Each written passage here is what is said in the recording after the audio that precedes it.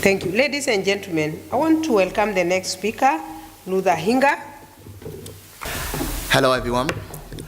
My name is Luther Hinga. I'm very happy to be here today. I'm very thrilled with the opportunity to speak in front of all of you, and I'm very much grateful.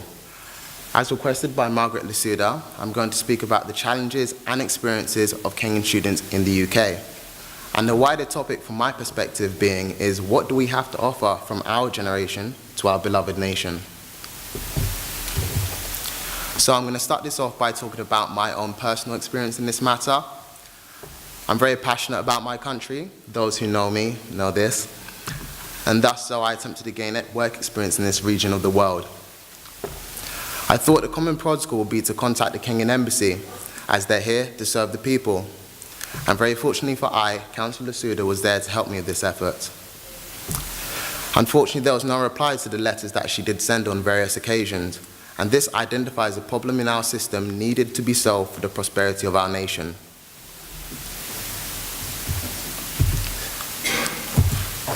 So, as requested to speak here today, I'm a chemical engineer first and foremost, and I decided to tackle this topic as a scientist by gathering data and interpreting it for you guys today.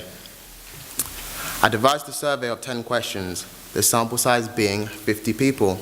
Specifically, in this sample size, entails students ranging from the ages of 18 to 25, currently in higher education, or rather recent graduates.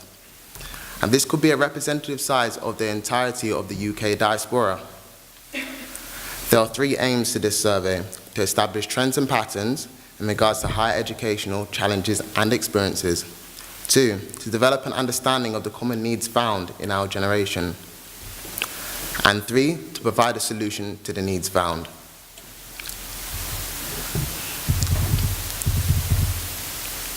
So, I asked the diaspora, I asked the youth, what do you currently study in university? Or rather, what industry are you currently in? And as you can see, we have various types of engineers, people involved in law, media, TV, travel and tourism, the sciences, and much, much more. And this is just from 50 people alone. Imagine what we actually have in the entire of our diaspora. So, I asked them a couple more questions, and they're very interesting statistics here if you do have a look at the graphs on the board here. I asked them, do they have a Kenyan ID? And 78% of youth actually do not have a Kenyan ID. This may be down to the ill advertisement of the advantages, the purposes, and the needs of actually having a Kenyan ID. Furthermore, I asked them, would they consider doing an internship, or rather moving their career back to Kenya? And as you can see, 76% of people actually would consider working in Kenya. What frameworks are currently in place to allow this to happen?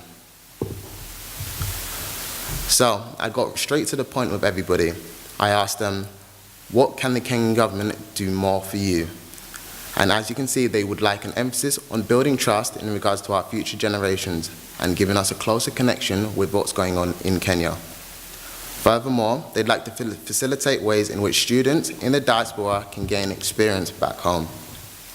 They'd like information on what companies offer graduate schemes in Kenya. Furthermore, they'd require a less corrupt government to allow equal opportunities for all. They'd want to offer networking and career opportunities for diaspora to reverse the brain drain that is currently happening in Kenya. So the challenges we face, predominantly the number one challenge we face is finance, money management, travel expenses, and much, much more. We'd like also ways to increase our business awareness. Also as well, connecting with other Kenyans in the diaspora and creating links with companies back home. Furthermore, finding a job after graduation is often a difficult challenge at hand, and a lack of knowledge on the educational system, such as who or where to go to for help, once of course based in the UK and the rest of the diaspora. So, Kenya Vision 2030. Kenya Vision 2030, for those who don't know, is a scheme to increase Kenya from a lower income country to a middle income country through an array of social, economical, and political factors. Through improving industries such as education, health, travel and tourism, and much more. And this scored the largest record of yes in our survey. 86% of students would actually want to be contributed, would like to contribute to Kenya Vision 2030. However, there's not just an incentive to actually go back and work in Kenya. They would like to contribute in developing it as a nation and make it great as it should be. So, from the survey, general consensus is people found it very difficult to identify any organization to help transfer our skills back to Kenya due to a lack of advertised knowledge by the government and companies alike. Furthermore, a feeling of wanting to help the country but no idea of who or where to go to start with. Corruption of the government being a major hurdle for students abroad, and there's too much focus on the present rather than the very imminent future. And I'm going to leave you guys with this statement. The youth are the future of every nation. If they are not taught with the support of the government, there'll be nothing for them to stand upon when it comes to their country's future. So I mentioned, of course, the third aim. The third aim was to provide a solution to the needs found. We have a clear demand for more, and we have the skills present here today. We need to centralize all these requests under one body with the backing of the government. We need a much wider survey, backed by the government, of course, by the embassies in the various respective nations, to see what actually needs to be provided. Furthermore, we need to utilize various different types of social media. Of course, we have Mambo Zuri, we have Kesho Bora, and we have Mr. Seed's website, which is very famously known in our community. We need a body of which jobs, opportunities, help, and more can be sourced. And this, I believe, would be fulfilled through a subsidiary department in the Kenyan embassies worldwide, under the education section.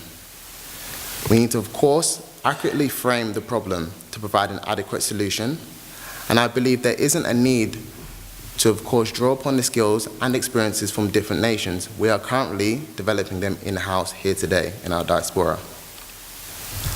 Finally, I'd like to take this opportunity to thank every single one of you for supporting this event. I believe amazing things can transpire from here on after with the continued support and cooperation from those here today. Thank you very much.